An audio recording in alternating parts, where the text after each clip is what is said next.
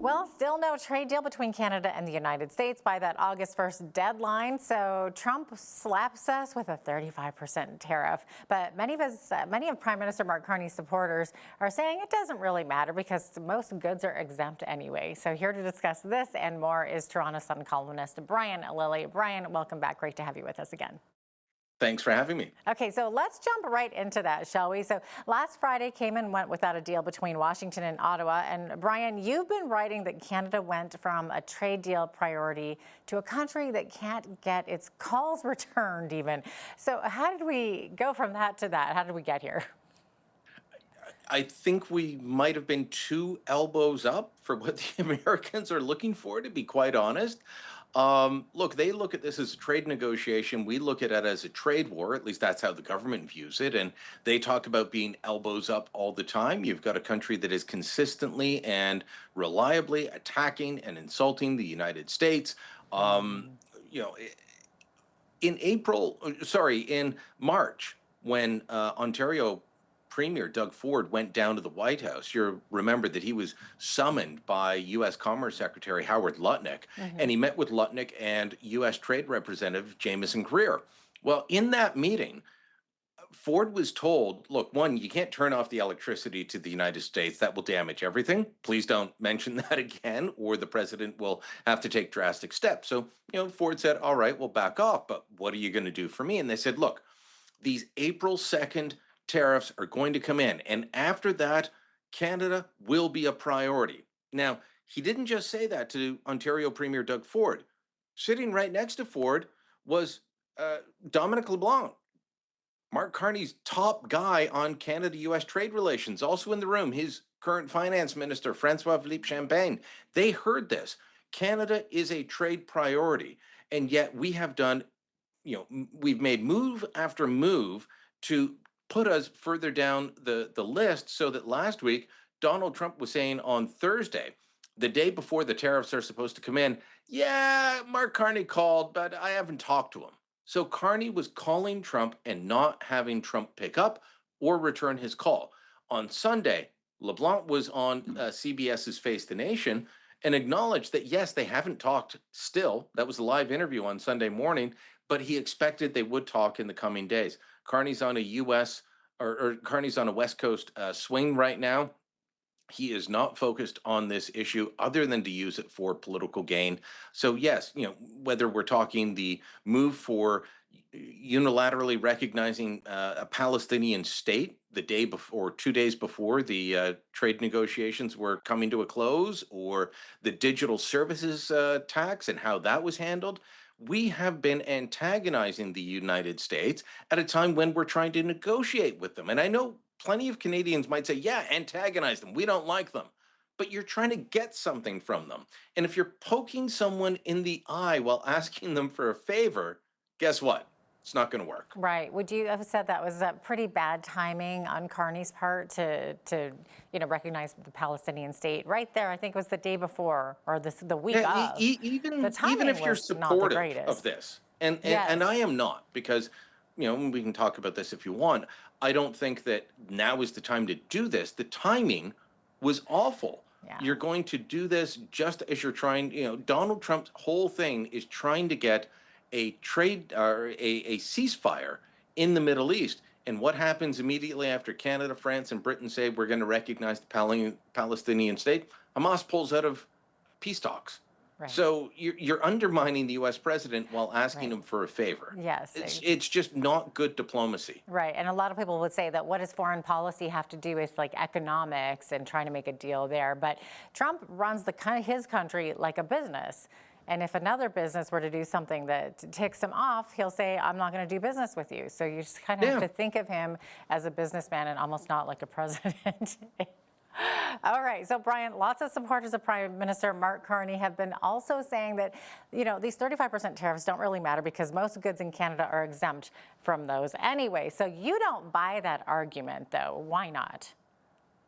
Uh, because I've looked at the data, I've looked at how things work out, and you don't have to just take my word for it. Lana Payne is the head of Unifor, Canada's largest private sector union.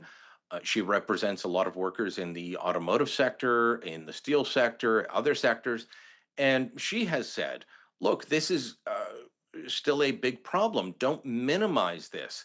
One, we've still got 50% tariffs on steel, on aluminum.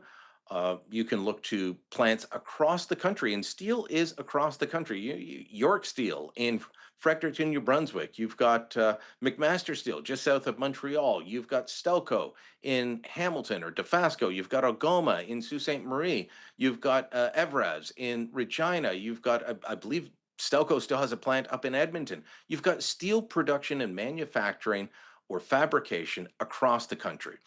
Those are still being hit. Aluminum out of Quebec, still being hit. Automotive, primarily focused on Ontario, still being hit.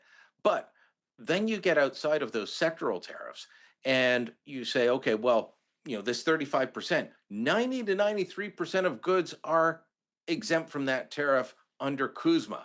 Well, Sylvain Charlebois, the food professor, as he has styled himself, he pointed out in a recent thing that especially in agriculture and agri-food, very important in a province like Alberta, that is not necessarily the case. And also, a lot of the things that could be exempt, well, you've got to apply for it. You've got to put yourself through a lot of paperwork. You could be rejected. And a lot of buyers are no longer looking to Canadian suppliers because they're just unsure.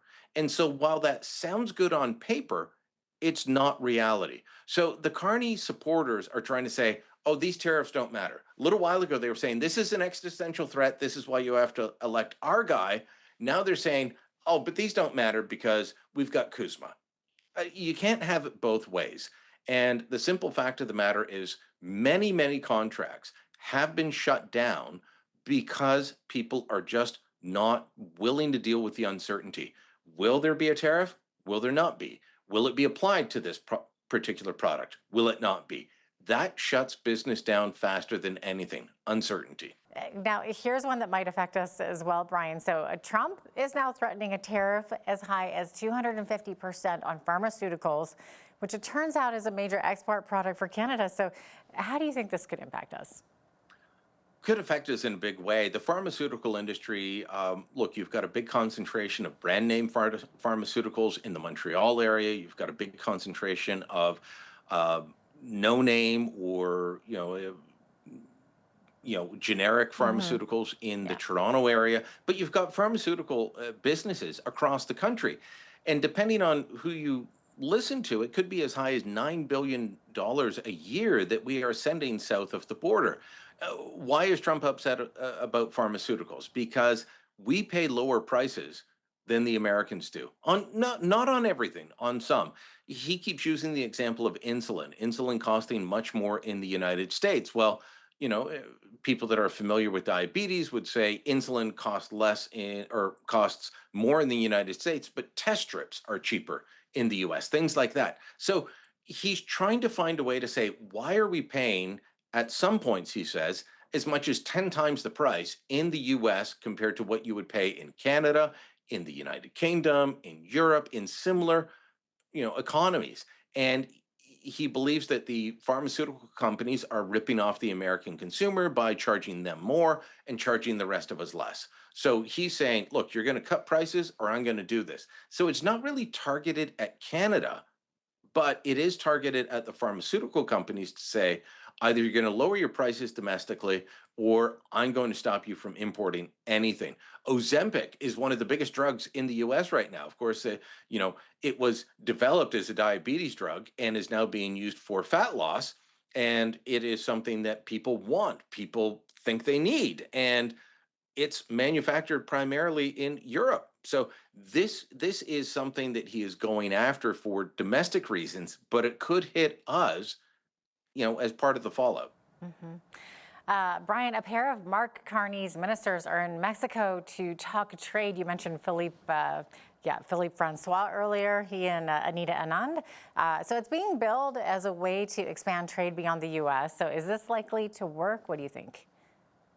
We're not huge trading partners with Mexico. It's not small. I'm not going to say that we don't do trade with Mexico, but they're not one of our, you know, the US, China, those are our two big trading partners. Mexico falls in line after them.